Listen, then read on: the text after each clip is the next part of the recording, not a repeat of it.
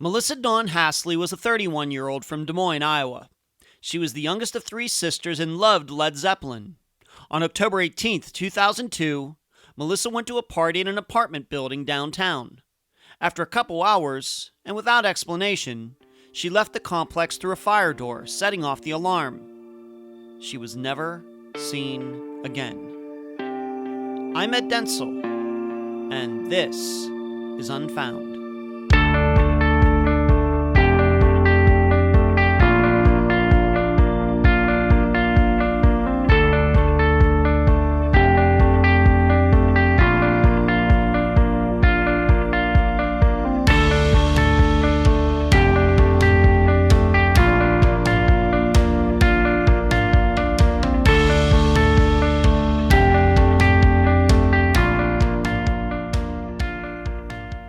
I think I've made the point before on this program, in the Unfound series of books, and in my conversations with all of you, that although violent crime in the U.S. has gone down dramatically, for example, this country was a much more violent place in 1970, the year I was born, than it is now, that despite that, suicides, mental illness, and drug addiction have gone up, and that those three things have escalated together is not a coincidence in my opinion.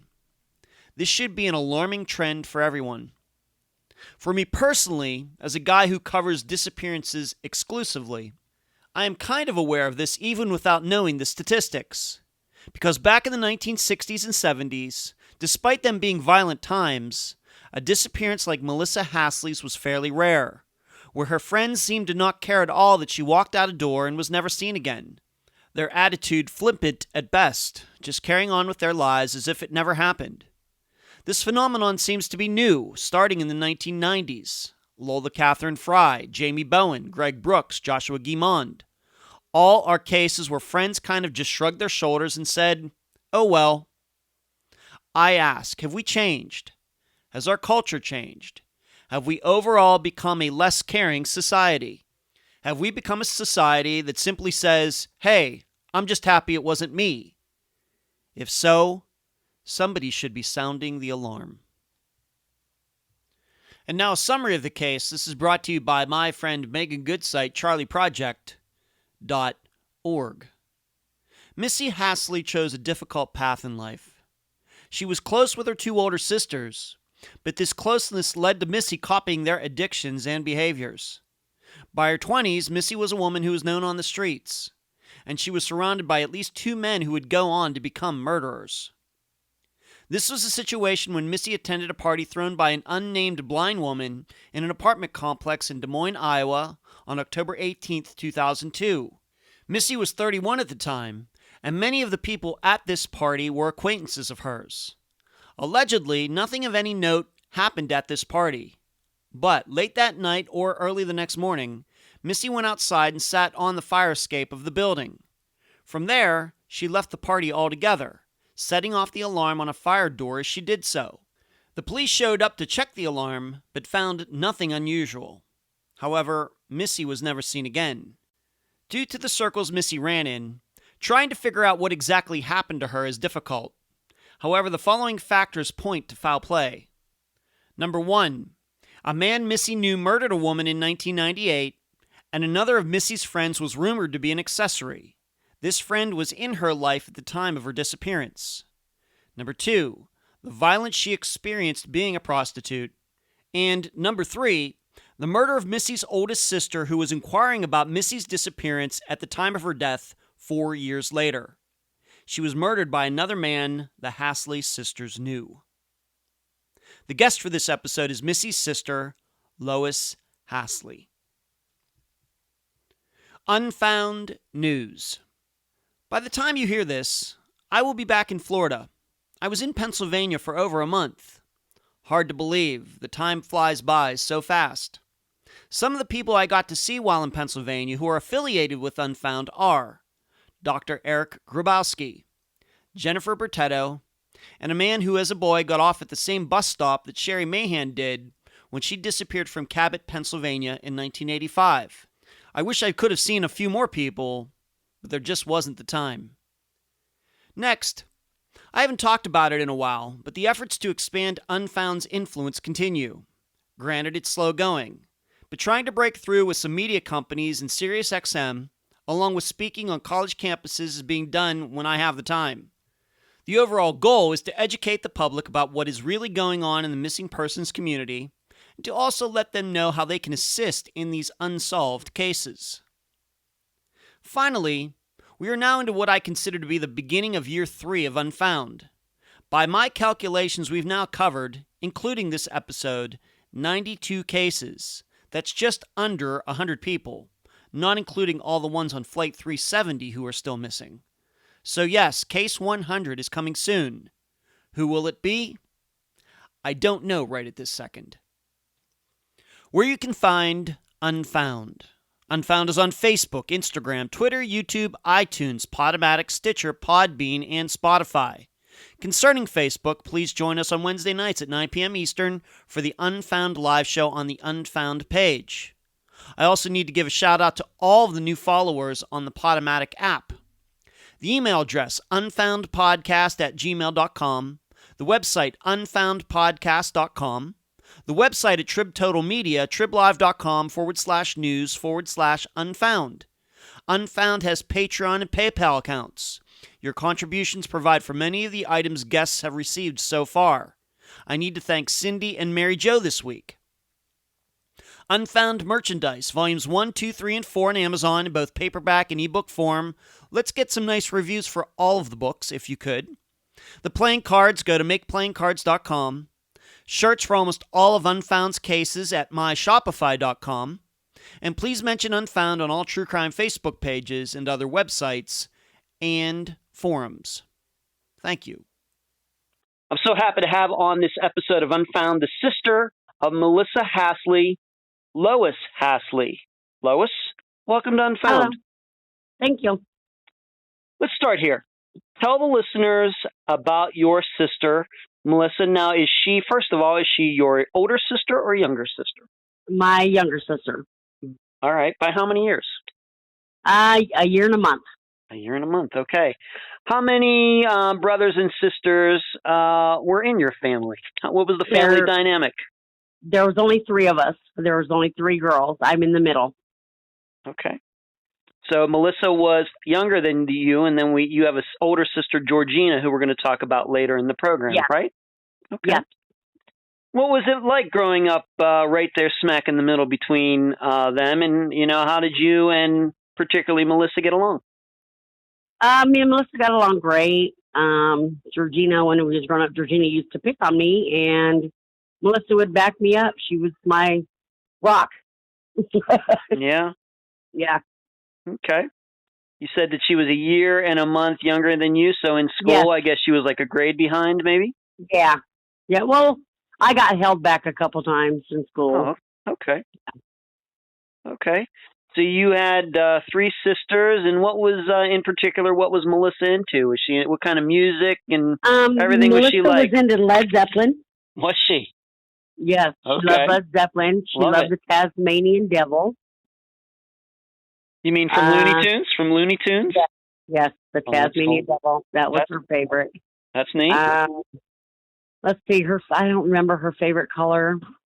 I think it was a pearl-like color, like a diamond-like color. Was her favorite color, yes. Yeah, okay. And pink. Pink was her favorite color, too. I remember that. Yeah. Would you say that you and she had a lot in common, or what? Yeah, pretty much me and Missy. I mean, we had a really lot in common. She kind of always liked the same thing I did. We did the same things together growing up. Mm-hmm. Yeah. Like into the same music, like you said, and maybe into the same kind of hobbies or stuff like that. Yeah.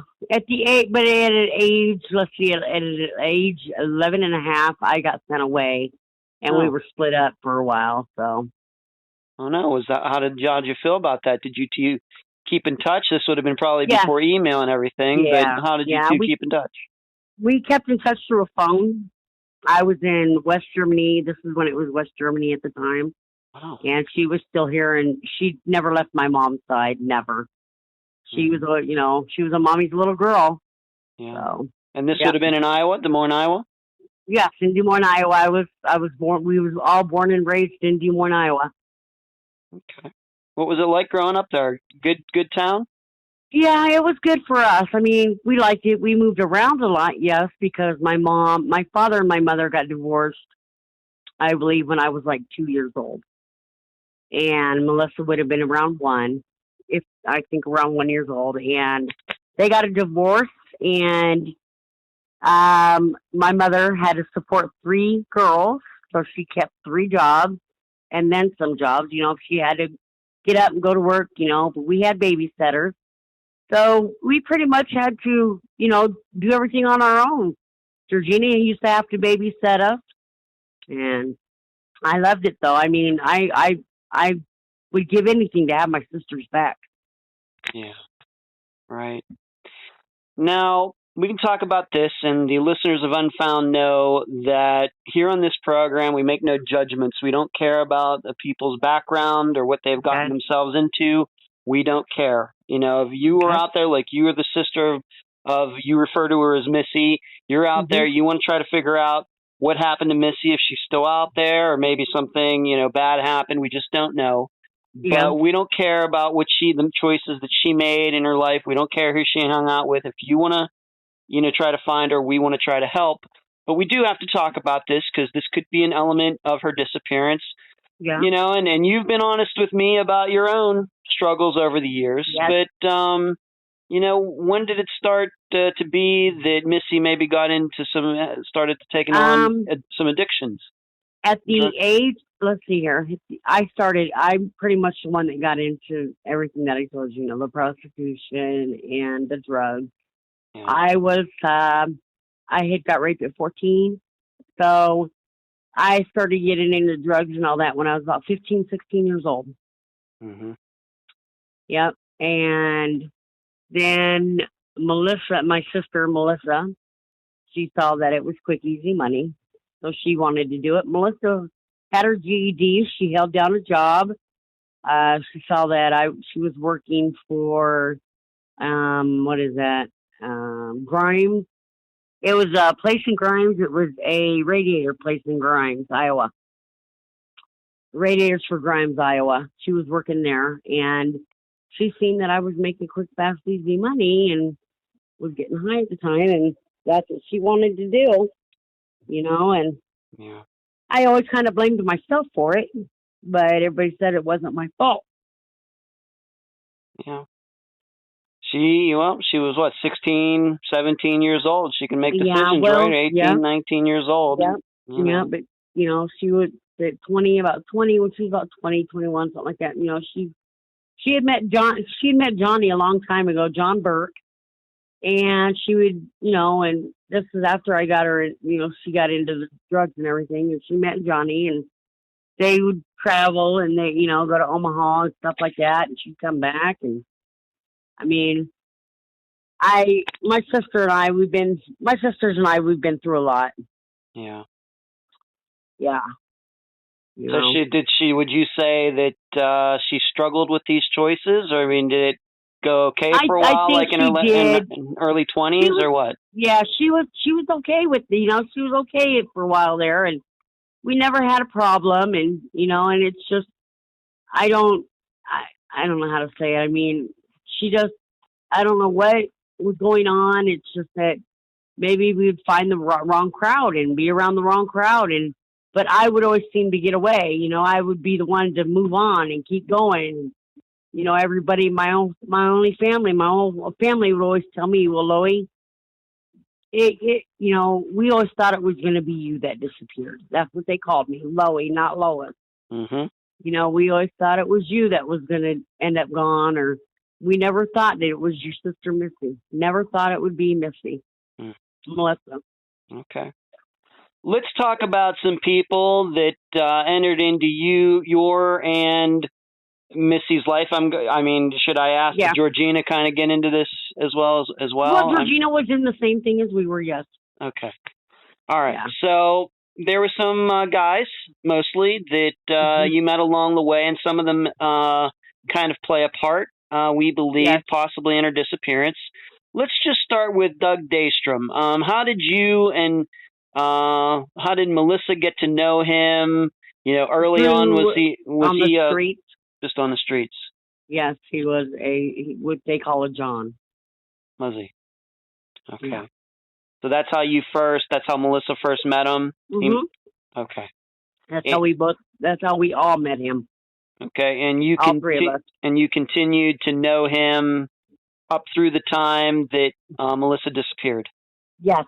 So how long would you say that you knew him before she disappeared? Roughly? I knew John. We knew Doug. Let's see, Missy disappeared in 2008. I'd say around, or no, she disappeared 2002. I'm sorry. I'd say around 1990. It was in the late 1990s. Okay. All right. Yeah. So maybe 5 years you knew him? Yeah. Okay. Yeah. All right. And what was his job? We realized that we know how he ran into. Well, when I met him, he was always wearing like a nurse's uniform. You know, he wore a nurse's uniform. He wore, what do you call those things that you put around your neck? Or scrubs? Or? Yeah, the scrubs, but no, for to listen to your heart and everything. Oh, stethoscope. Yeah, he wore one of those and this and that, and I mean, and then he started working for J&J Trucking. Huh. Okay. I mean, we know that obviously he was into prostitutes, but otherwise, was he what kind of guy would you say he was? A little scary guy? Or? He was a little scary. He really was. Okay. I mean, I got bad vibes around him. Mm-hmm. I would a lot, yes. Okay. Let's move on to the next person. We'll have to go back to Doug in a little bit. What about Gilbert Williams? Who's he? He is an old friend of John Burke and James Crabb. Mm-hmm. And how did you all know? How did Melissa in particular know him? Well, James Crabb was a friend of ours. We met him through on the street, and we met Gilbert on the street. Gilbert Williams.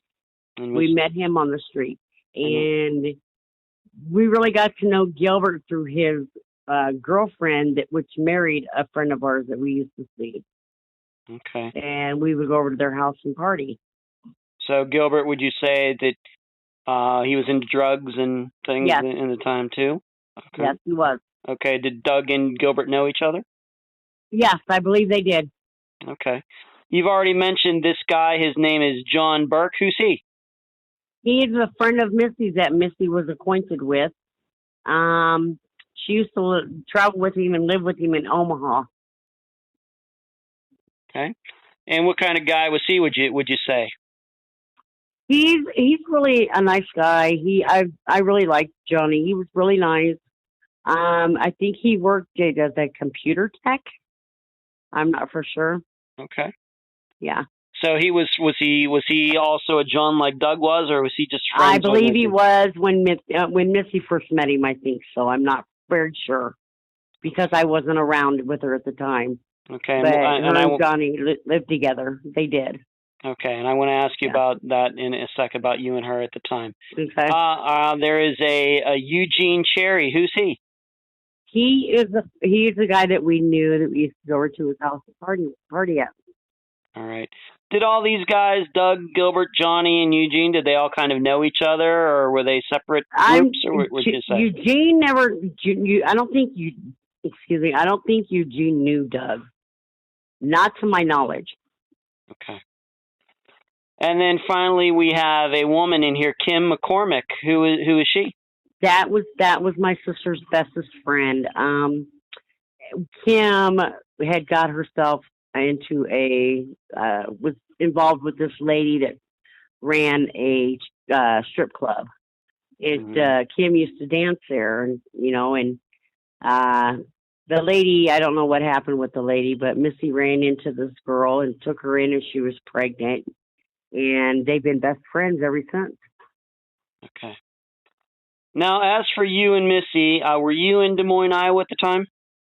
Yes, I was in Des Moines at the time Melissa disappeared, yes. Okay. How often would you say that you saw her? What was going on in the relationship between, how were you two getting along? I saw Melissa every day.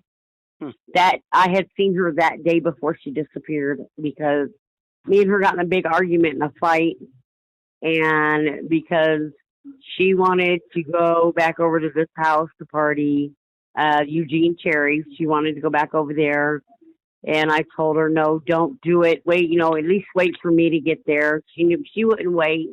She went on ahead and went over there, and then Eugene had invited her to another party that was downtown at a blind lady's house. I don't know her name. Mm-hmm.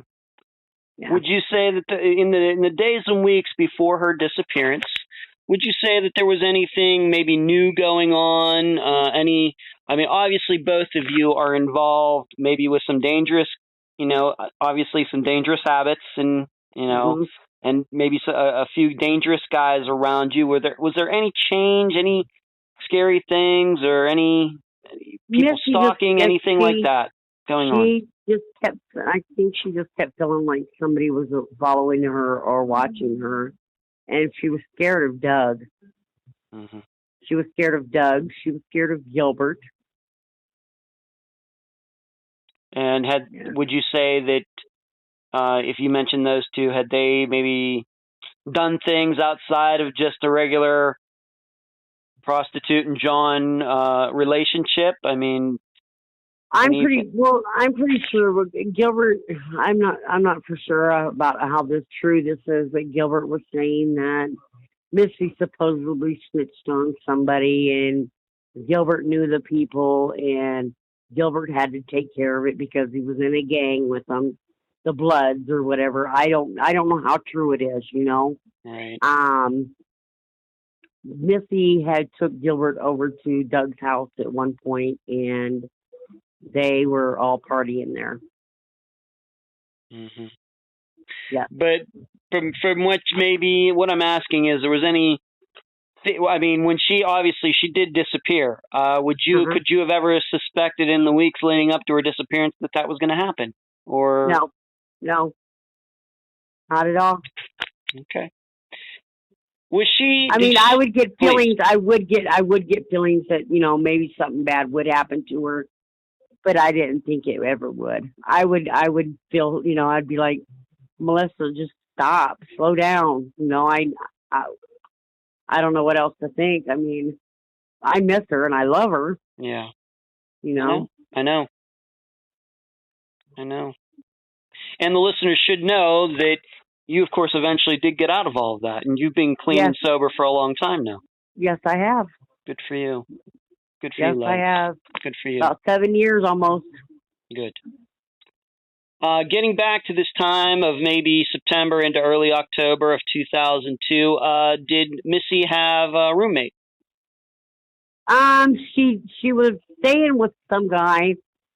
I can't read. I think his last name was Henley or something like that, or Kensley. I can't remember his last name. Mm-hmm. He was an older gentleman, and all of her stuff was there. Her and her boyfriend that she was with at the time, his name was Robbie. I couldn't remember his name last time. Yeah. And I can't remember his last name. They were split up. He went home, and she went home, and then she ended up back over at Eugene Cherry's house. Okay. So, yeah, she was living with an older gentleman. Okay. But she was just staying there, And how do you think they were getting along? They got along really good. Her and the man got along really good. Now, her and Robbie, I don't know. They had their ups and they had their downs, like every couple does. Right, and you say you don't quite remember his last name. No, I do not. All right. No, I do not. That's fine. I know his family didn't like Missy, or his family didn't like him around Missy. They didn't like Missy at all. His family didn't. I can't remember his last name for nothing. Okay.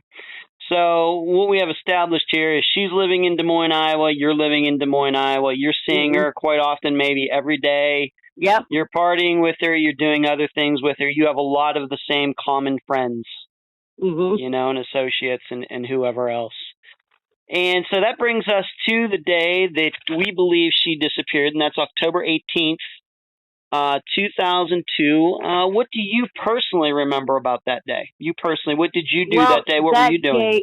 Okay, so that day, well, let me start with the night she disappeared. That night she disappeared, I was on my way to go meet her at Eugene Cherry's in Oak Ridge Apartments.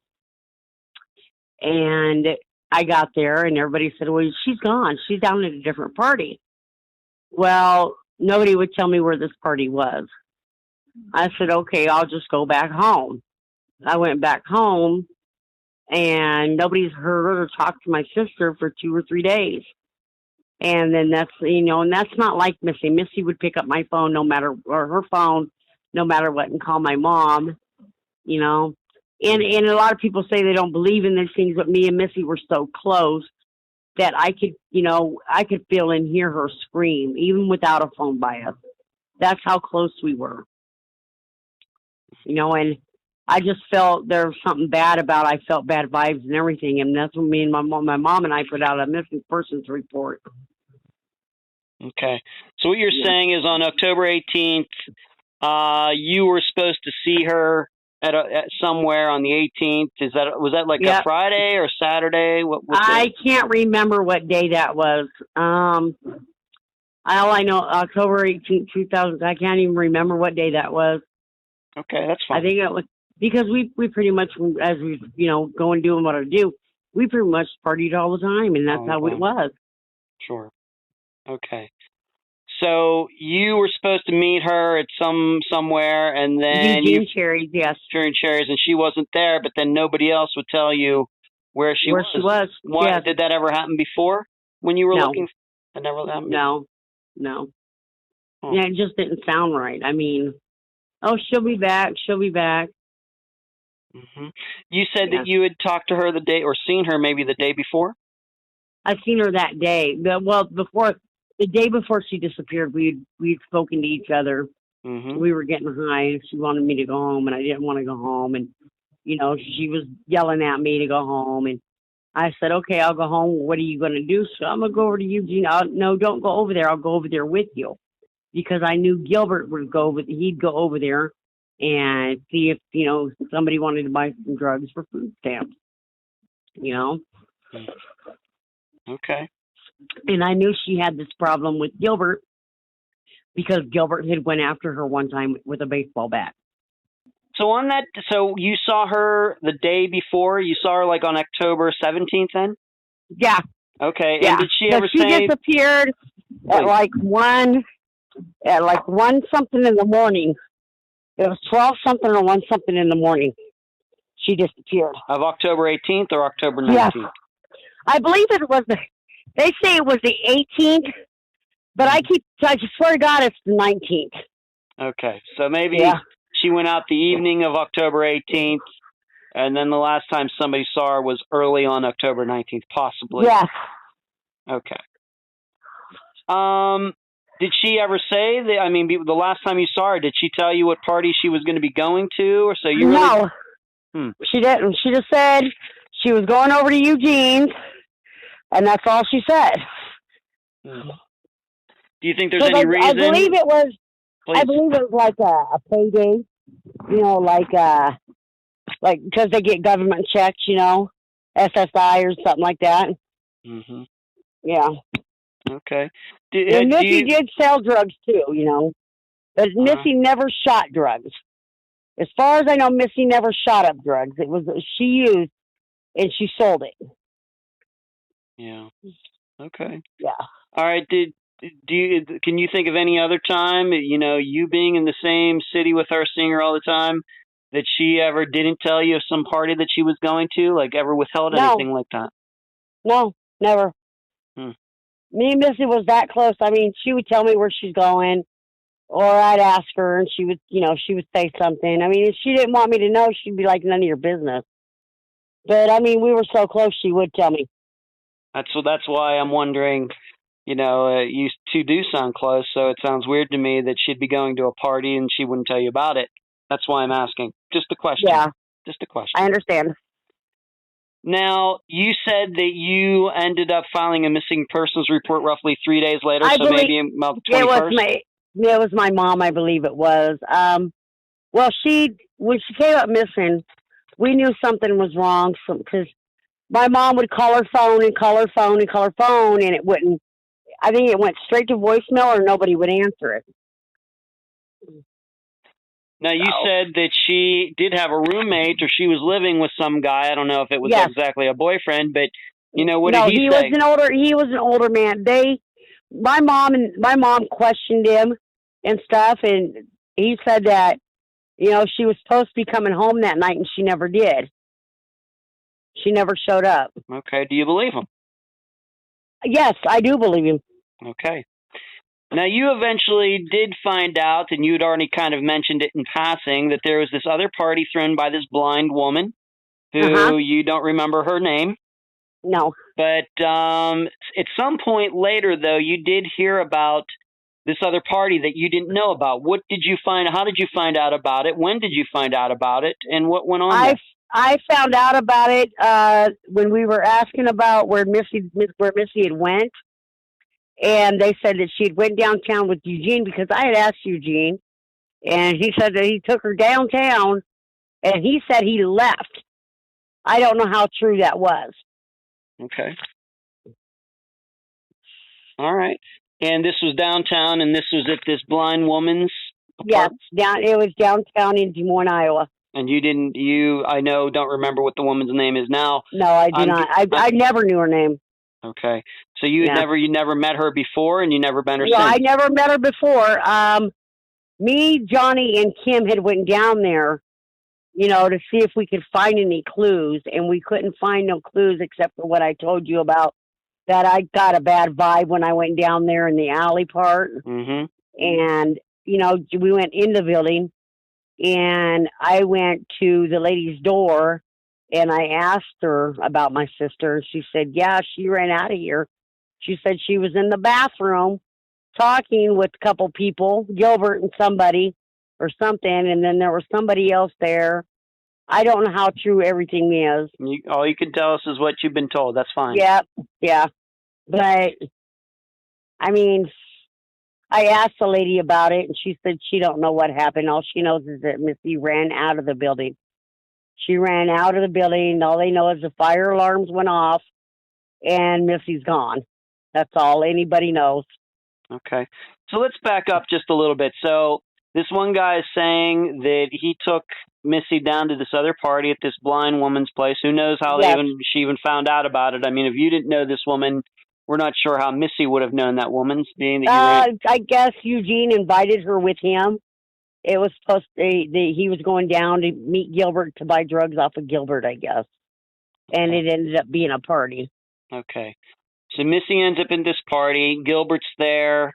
Maybe Eugene is there. Some of these people that we've already mentioned. Yes. Would Kim, her friend, be there? She was there? No, Kim wasn't there. Kim was living in Minnesota with her husband. Okay. Was Johnny Burke there? I don't know. I got told my mom said my mom, she'll probably request. I'm sorry. I'll tell you about that later. Okay. My mom said that John Burke and Doug Daystrom had been in town that day. Okay. So possibly, maybe they were there. And once again, Doug Daystrom is the guy, and he's going to play a big role here later. But, maybe he was at the party. We don't know. And, no offense to this woman being blind, but maybe there could have been some people that that were there that she didn't know. Once again, she knew a lot of the people there. Okay. Yeah. And yes, you told me that, and how many days would you say it was after Missy disappeared that you went down there and talked to this woman? I'm pretty sure it was either the next day or next 2 days after Missy disappeared. I wanted to know what was going on about my sister. Okay. Nobody was saying nothing. Okay, so approximately October 20th, October 21st of 2002. Okay. Do you think that this blind woman was telling you the truth? Did you get the feeling that she was being honest with you? In a way, and in a way not. I think, even though some people can't see, they recognize voices. They recognize their area, around them pretty much. But, I think she was kind of feeding me. She kind of knew something but didn't want to say nothing. Okay. And that's how a lot of people are anymore. if somebody can pay them in drugs or in money or whatever to keep their mouth shut, they're going to do it. You know, that's just how the world goes anymore, and I don't like it like that. I don't. Okay. Sure. Now, You you know, had all said I wanted to something. know was what Please. I just want to know what happened to my sister. That's all we want to know. We just want to bring her home, Right. whether it's her remains or her. We just want to know what happened to Melissa Dawn Hasley. Right.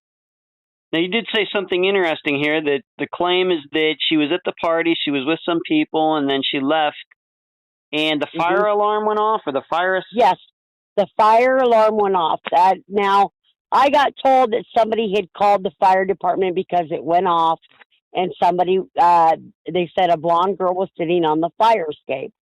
And when they got down there was no sign of Missy. They said after that she ran out the fire escape door downstairs. There's a front door and there's a back door, and then there's a fire escape that people can go out on the fire escape. She ran up underneath the fire escape and out the back door. Now, I don't know if the fire alarm goes off or what, but I know they go off when you go onto the fire escape. Right. Right. There's like electronic trigger or something Yes, like that. yes, To let people know that somebody went out that door. yes. Okay. And did you say that did the fire company show up, or did the police show up? I think it was the police. I'm not too sure. I would really have to ask my mom on that one. Okay. Yeah. So what you're saying is, if we're to believe this, once she blew out there and blew out and ran out this door or walked out this door, that's the last time that anybody really Ever saw her. Okay. And you had already said that a couple days after you were down there asking around, you talked to this blind woman, and you said that your mother filed a police report. Did the police do anything? I don't know if they ever went down and questioned. They said they questioned people and that they didn't get no leads, and now it's at a dead end stop. Okay. Do you believe that they might have not have taken it seriously because of some of the things that your sister was into? Yes, I do. I do believe that. Okay. Did your sister Missy have any felonies or anything like that for no felonies, drug possession or prostitution, anything like that? She had, I believe she did have a prostitution charges. I believe she did have paraphernalia charges. But there were no warrants out for her arrest or anything like that. Not that I know of. No, not that I know of.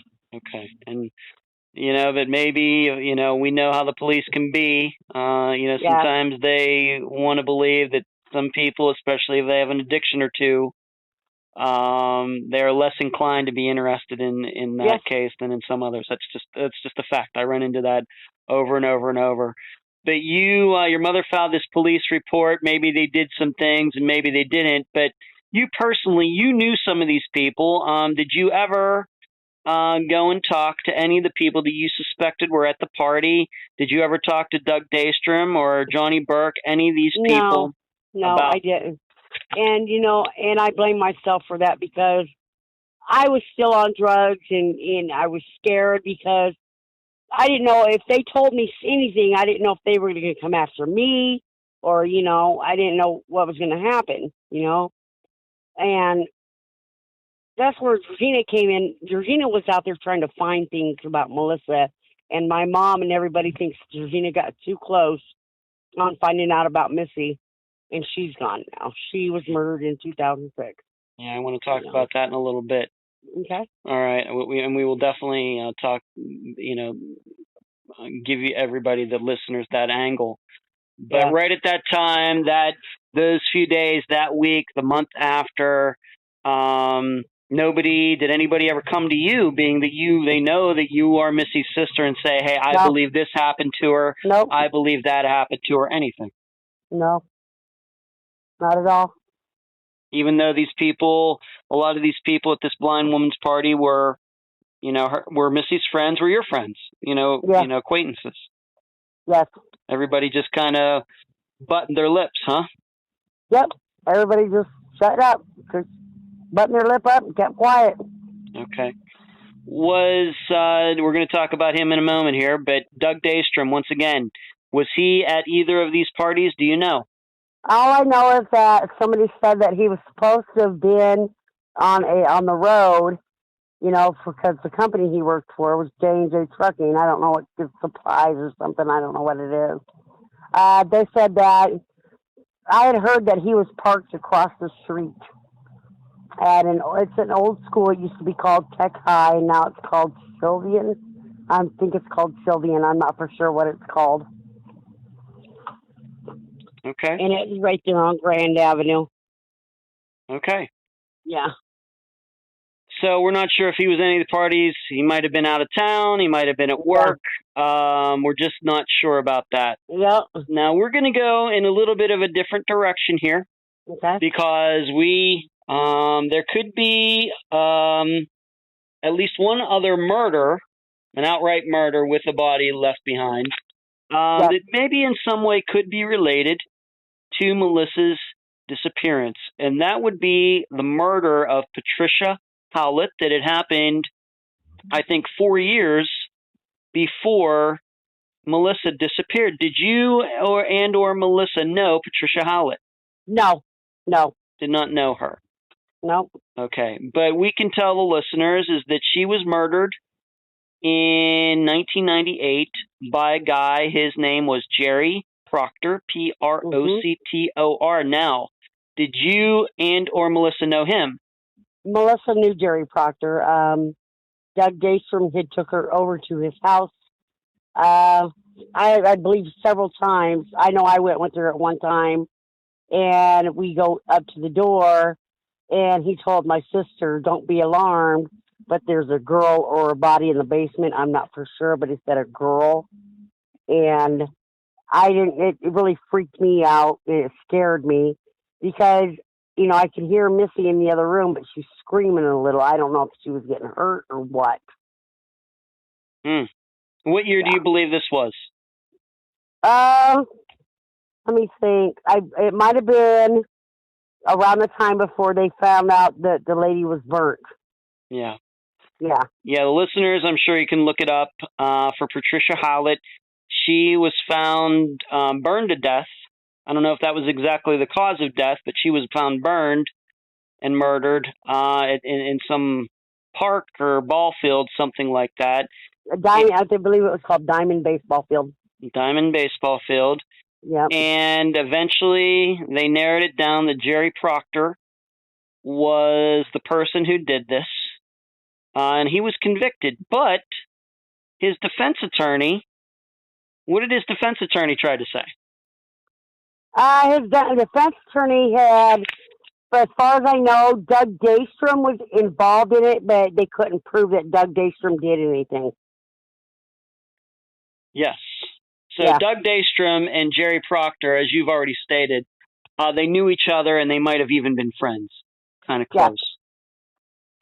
And people can go, if they do a search like on newspapers.com, you will find that during the trial of Jerry Proctor, his defense attorney tried to put the blame, at least part of the blame, on Doug Daystrom. But Jerry Proctor is the only guy who went to jail for Patricia Howlett's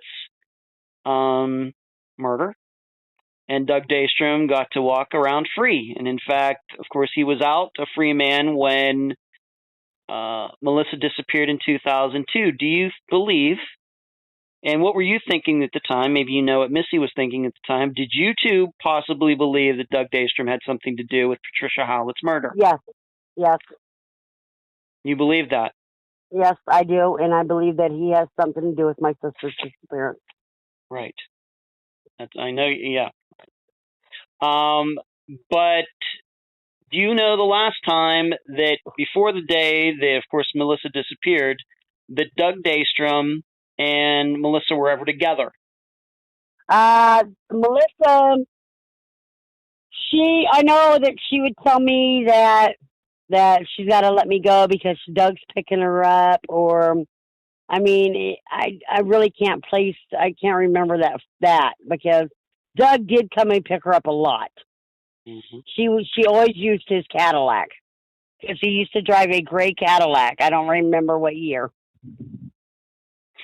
And do you think that it ever bothered? Did Doug know that you and Melissa, specifically Miss Melissa, being that she's the one that disappeared, did he ever suspect that Missy might have thought he did something to Patricia Howlett as well? Yes, yes. Melissa feared for her life because she told my mom and I, if anything ever happened to her, Doug Daystrom had something to do with it. And if you can maybe explain this, why is it then, do you think, that she's still, once again, I know many people can't even begin to understand, what I know you have been through in your life and what Missy went through, and of course your other sister, Georgina, that we're going to talk about here in a second. Okay. Very, dangerous time for all of you. What would, what was Melissa thinking continuing to be around a guy that maybe she thought might have had a hand in another woman's murder? I'm thinking that maybe it was the money, or she was just scared that she couldn't leave. But I think that she knew too much of anything, and I think that they just wanted to silence her about it, is what I'm thinking. Before she did run and say anything. Did you ever have any one-on-one conversations with Doug Daystrom? Like just hanging out? No, not really. Me and Kim McCormack, she had called him one night, and he picked us up, and we were it was over by Douglas Avenue. He knew right where it was, over at a friend of my family's. My uncle knows this guy's name's Nick. We were over there. Doug came and picked us up in his truck. I wouldn't sit by Doug because I just wouldn't. I couldn't do that. I couldn't sit by him. I didn't want to have anything to do with him. And we go down to his work, and I don't know what he's burning. He's burning something on the grounds of J&J Trucking. I don't know. To this day, I don't know what it was. But he just kept looking at me, and it freaked me out. And was this before or after Missy disappeared? After Missy disappeared.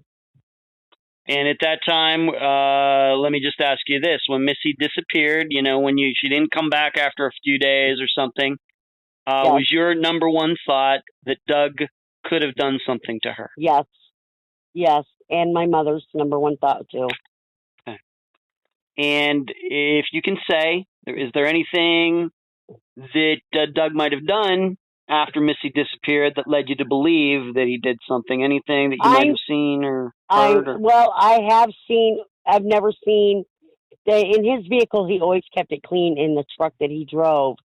And there was like red spots, like dots from like a blood splatter in the vehicle. And it was like he was cleaning out the back of the vehicle, the truck, because it's like a big trucking company. Yeah. And it just freaked me out because why would he be staring at me and then burning something? And I just got a chill because I don't know if that was my sister's clothing that he was burning or what it was.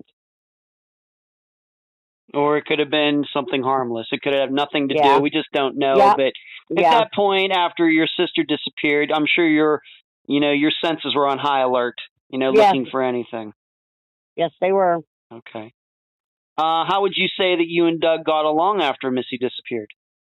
We never talked to Doug anymore. Never talked to him. He tried to, when my mother put a missing persons report out on her, Doug tried to offer up like a $1,000 reward. Well, that's not so bad. No. Did he ever? Do you think the police ever talked to him about Missy's disappearance?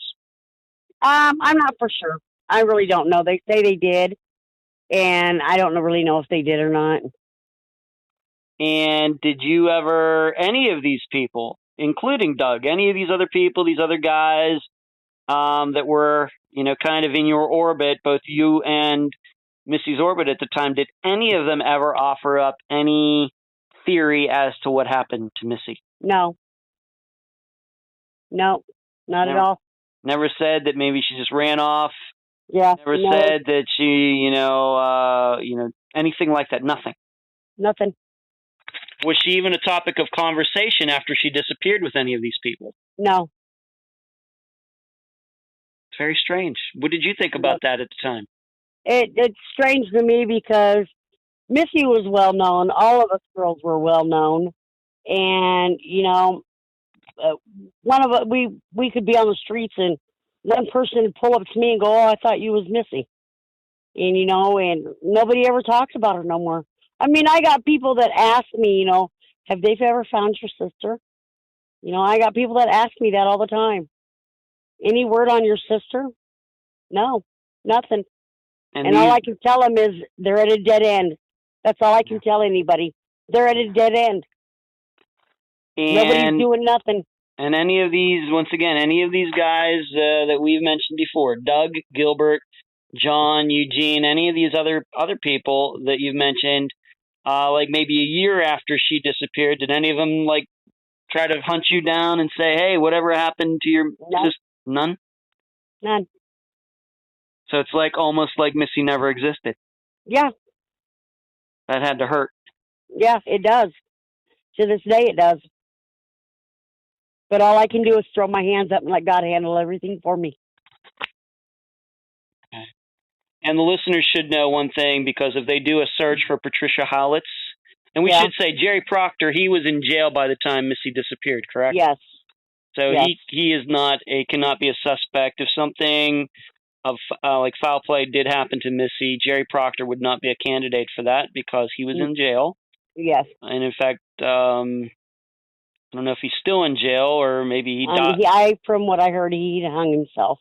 Right. I think I read that he killed himself in jail. I think that is correct. But if anybody's going to look up the murder of Patricia Howlett, they're going to find that even Patricia's father believed that more than one person caused her, murder, that Jerry Proctor did not act alone. In fact, there was a huge news article back at the time on how Patricia Howlett's father was continuing to try to figure out who else was responsible. Mm-hmm. I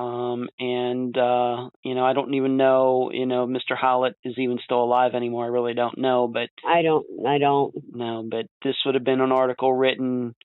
I forgot the date of it, but he was convinced that there might have been more people, and that could be the reason that the defense lawyer in Jerry Proctor's case brought up Doug Daystrom.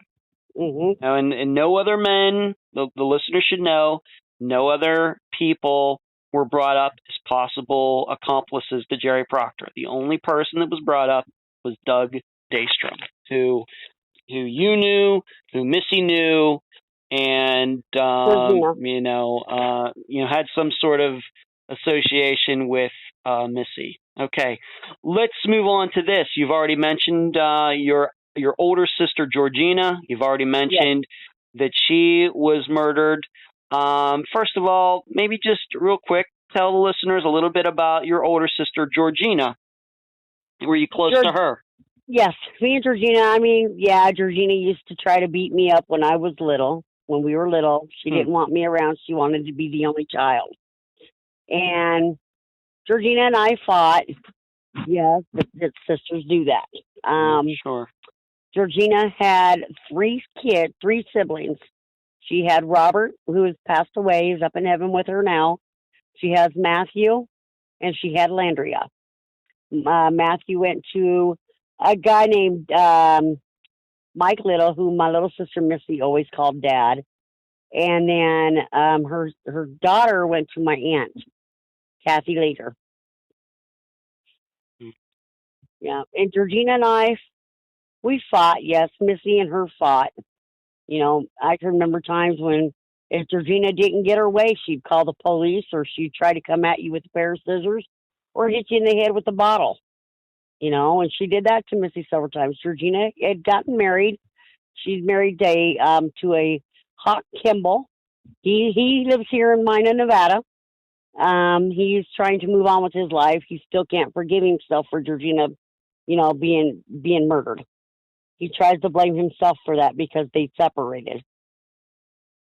She came back to Iowa to try to find out about my sister Melissa, and left him in Utah. Yeah. What were the circumstances of Georgina's murder? It happened in 2006. How did that all happen? Georgina was always out questioning about Melissa, my sister. She was always out questioning about Missy. And she was always, she was staying with some friends or some guy she was staying with. And they went over to this Keith Owens Parker's house a lot, I guess, from what people are saying. And they would get high. And once the dope was gone, the guy would get mad and pull out a knife just to tease him. Well, I guess the man had been up for 4 to 5 days and said he was going to go kill himself a prostitute. This is what I got told from the people that in the building where they found Missy. He was going around telling people that. He had been in prison before. The Keith Owens Parker had been in prison before for trying to cut some woman's boobs off or something. I don't know. But they had let him out. And the reason he said that he had murdered somebody is because he couldn't handle society. So he murdered my sister, Georgina. Did they know each other? Georgina, I guess, would go over and get high at his house. Okay. And so was it one of these times she went over there and he did that, or? No, he had went up and picked her up on the streets. He knew who he was picking up. He had it all planned out. Got her home and got her at his place. And I don't know if they were getting high and the dope was gone and she wouldn't put out. And he raped her and killed her. And did he turn himself in, or did the police have to figure? He did. No, yes. He turned himself in. And left your sister's body in his place, or? Yes, left her in his place. He left her in his place, went downtown to the Polk County Police Department in Des Moines, Iowa, and said that he'd just killed a prostitute and gave him the address. And it was barricaded, so they had to bust the door down. And I was in jail at the time it happened for prostitution. Did Missy know Kevin Owens Parker? I believe she did. I had dated the guy at one time. You had? He had picked me up and gave me money. But I felt very leery about that time, too, because I was laying in his bed. I didn't know if there was a body next to us or what, because there was a whole bunch of blankets covered up on the bed. So I don't know. And this was before Missy disappeared. So this could have been so you had personally known Keith Owens Parker since 2001 then, possibly? Yes. So if you knew him, probably Missy knew him. Yes. And then we know that Georgina knew him. Yes. Have you ever thought about the possibility that Keith Owens Parker also had something to do with Melissa's disappearance? I have. Keith Owens is sitting in prison to this day. He got life without the possibility of parole. Wow. And before my grandfather died, he made sure that would happen. Any idea? I mean, once again, it would have been hard to try to trace this all back from 2006, but any idea where Keith Owens Parker was on the day/night that Missy disappeared? Any idea? No. I know he did live on Ingersoll. I did know that, but on Ingersoll Grand Avenue. I think it was Grand. He lived right up the street from where Missy disappeared at. And to your knowledge, is there any rumors or anything that he could have murdered anybody else besides Georgina, or do you think that Georgina was his first? What do you think? I'm not for sure.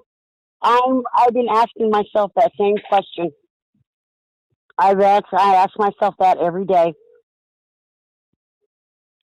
Because it is, I have to say, from a standpoint of that after doing this program for 2 years, I don't like hearing about a guy that committed a murder 4 years after, and then it turns out a woman who disappeared, especially if it's a sister, disappeared, and then the sister who disappeared knew this murderer too. Yeah. That's wow. That really makes you think, and I'm sure that like you said, it's making you think to this day. Let's put it this way. I've always got told that I could go out there maybe and just ask him why and ask him if he had anything to do with my little sister. Mm-hmm. I've thought about that, but I never really did it. Okay. You know, I never took the time out to do it, and plus I don't have the money to drive and do all that. You know. Yeah, yeah, because you live in Nevada now, and Yes. he's in And Iowa. he's in Iowa. Yes. Okay. When I was there, I thought about it, but I don't have a license. You know. Yeah. And I mean, I don't know if my mom is capable of doing it. She said, you know, she forgives the man, and I forgive him because for me to be able to move on and her to be able to move on, we have to be able to forgive. That's what. But I won't never forget. I'll try not to ever forget it. After Missy disappeared, and being that you knew Keith Owens Parker before she disappeared, after Melissa disappeared, did you ever think that, and this would have been before Georgina was murdered, did you ever think that Keith Owens Parker could have caused Melissa to disappear? That's what I'm thinking. I mean, it's crossed my mind, yes. I'm asking you, did it cross your mind at the time? Before? Yes, it has. Mm-hmm. It has. Mm-hmm. Okay. All right. Just, there's a lot of possibilities in this case. Obviously you and your mother, who I know is connected with me on Facebook now, been through a lot. I mean, that's, losing two sisters in 4 years, one to a disappearance, one to outright murder. Yes. Tough times, even to this day. Yes, it is. Tough times. Now, I do want to ask you this. We have some suspects there.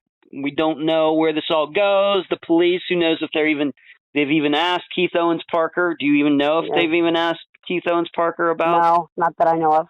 Not you know of. Okay. No, I mean, there's a new officer on the case. I'd have to look his name. It's Detective. It's a Spanish name, I believe. I have talked to him and everything, and he swears up and down that he was looking at some lady that kind of looked like Missy, that had an ID back then when Missy disappeared, and he said he's kind of looking at it, and he said she's got 3 kids now. I don't know who this lady is, but he sent me a picture of her, and I don't know if I still have it on my thing, but I forgot where he said she lived too. Well, I'd like to see that picture. If you could find it. If I have it on my phone still, I'll surely text it to you or message it to you. Okay, because I would like to take a look at it. Do you think that she looks anything like your sister? No, she don't look nothing like Missy. Nothing. And my mom even said that. No, because Missy looks like Missy. She looks a little bit like my aunt, like me. I look a lot like my mom and my aunt. But Missy looks like Missy. I mean, she looks like my mom. She's got, have you seen a picture of my sister yet? I've seen a couple pictures. I'm not going to say all pictures, but I've seen a couple pictures of her. One with long, curly blonde hair. Yeah. Okay. Yeah. And we both.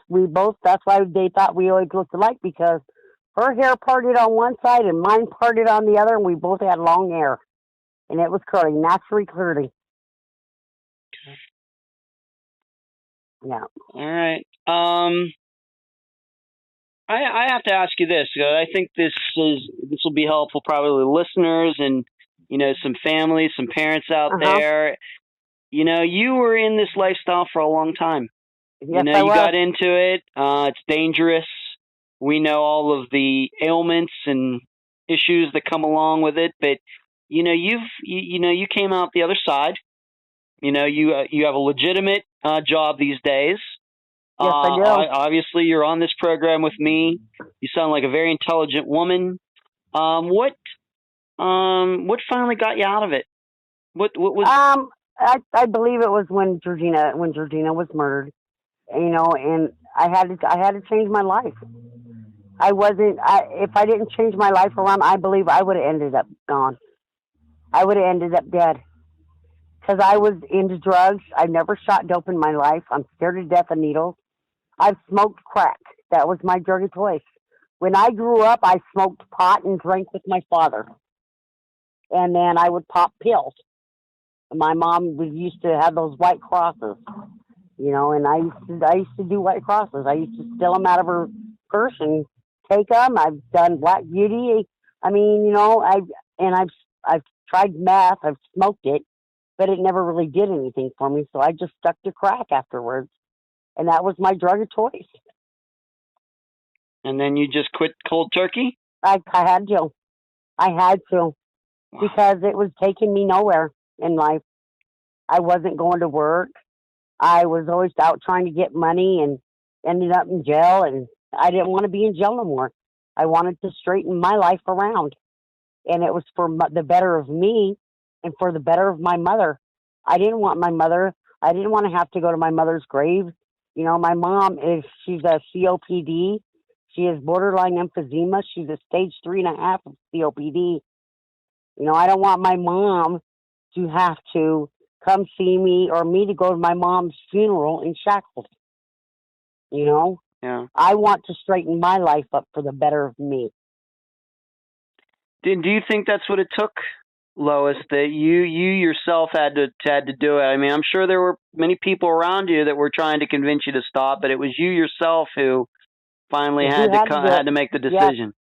Yes, it was me. I mean, I've been to treatments. I don't know. I can't even count how many treatments I've been to. I've been in and out of treatments. I can't even count how many times. Even when I was young, I've been in treatment. What would you say maybe to parents out there who maybe have, because you should know, if you don't know, that, it seems like a lot of the women who disappear, that we cover their disappearances on Unfound, a lot of them do have some drug issues. Yeah. You know, different drugs, different areas, different time frames, but we run into quite a bit of that.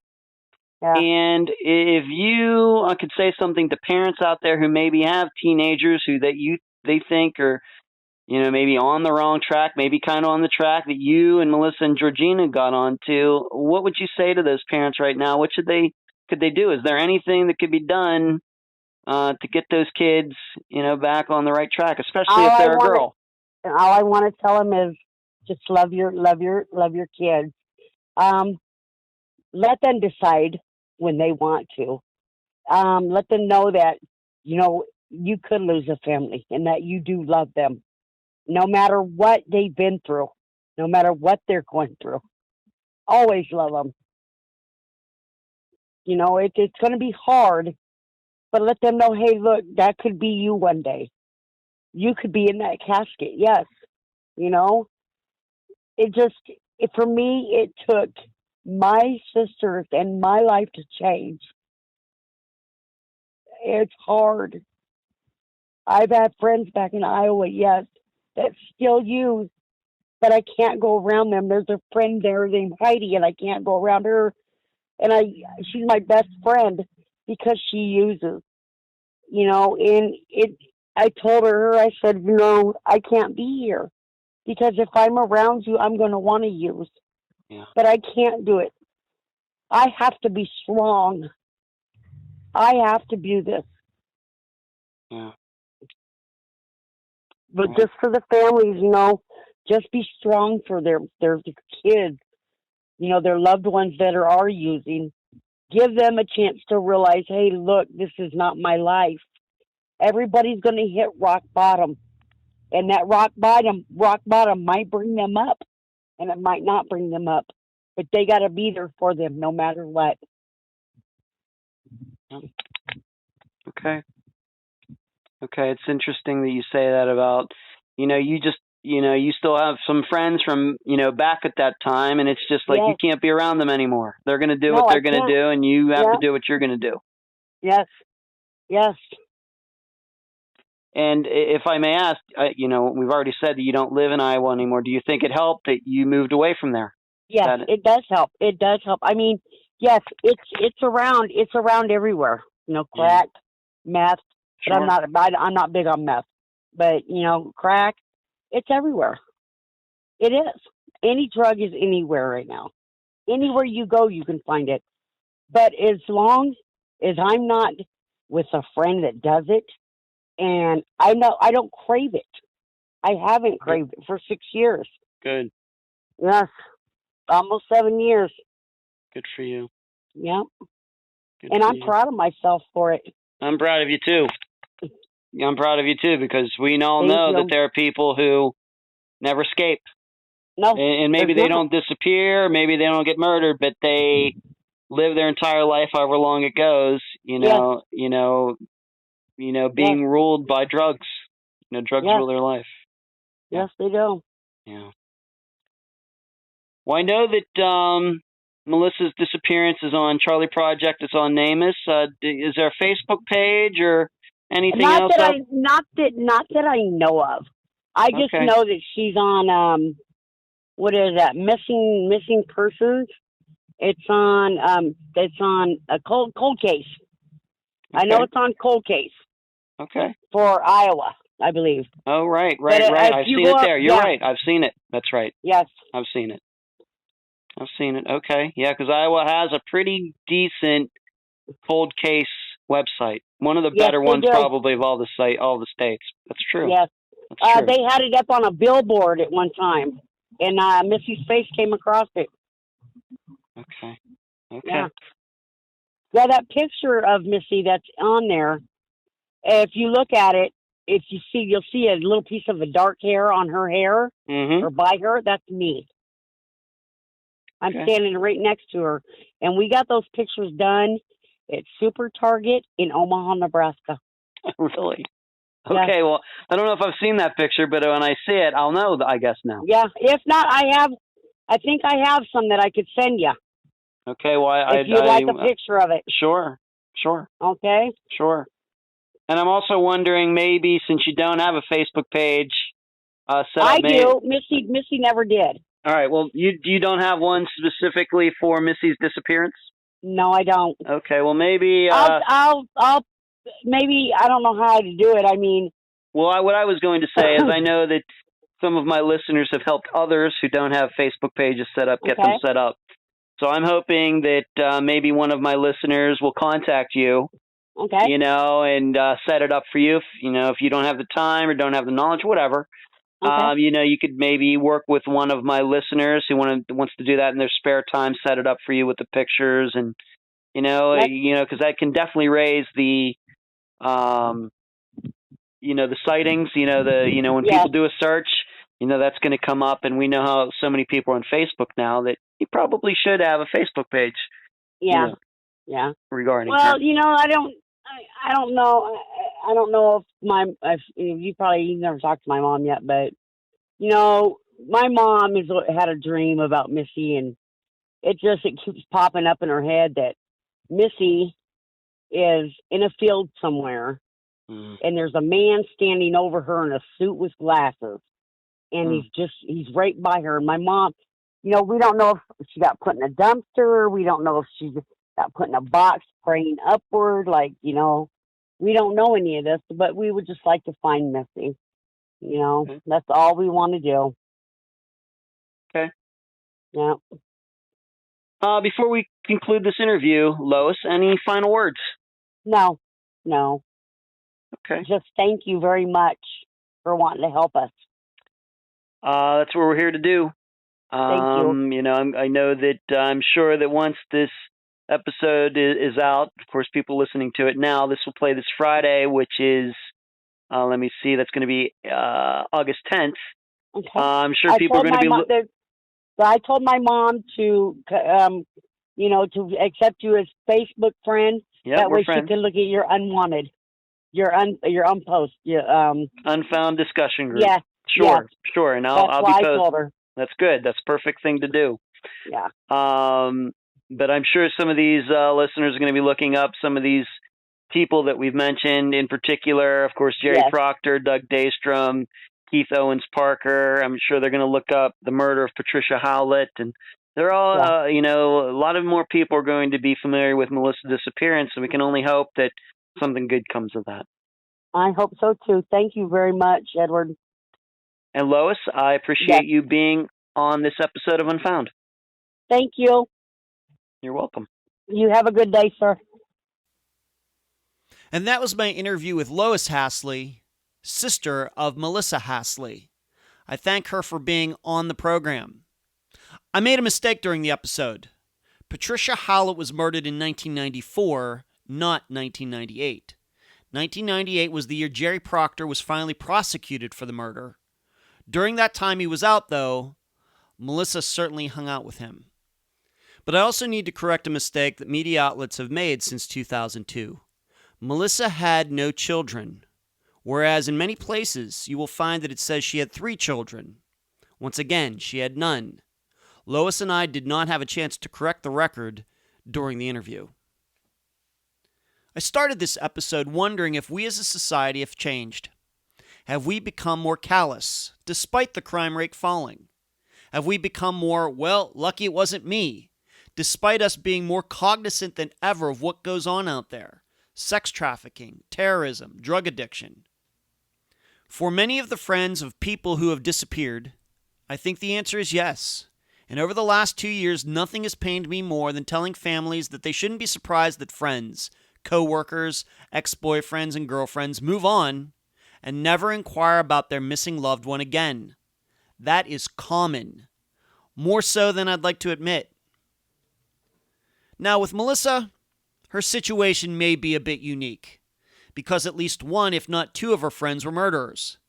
2 men you wouldn't expect to come forward with anything, even if they knew something. In fact, either one or both could be responsible for Melissa's disappearance. But what about the rest of the people in Melissa's circle? Sure, some of them were addicts and prostitutes. But should that matter? It shouldn't. Where are they? Where are their testimonials about Doug Daystrom and whoever else could have caused Melissa's disappearance? Why didn't they personally seek out Lois and Georgina after Melissa disappeared from the party? As you heard, the friends couldn't even offer a theory. All these years later, do they really know nothing? I doubt it. With that, I'll leave the rest of the theorizing up to you. And that's the program. If you found it informative, please go to the app that you use to listen to Unfound and give this podcast a nice review. I thank you for listening. I'm Ed Densel, and you've been listening to Unfound.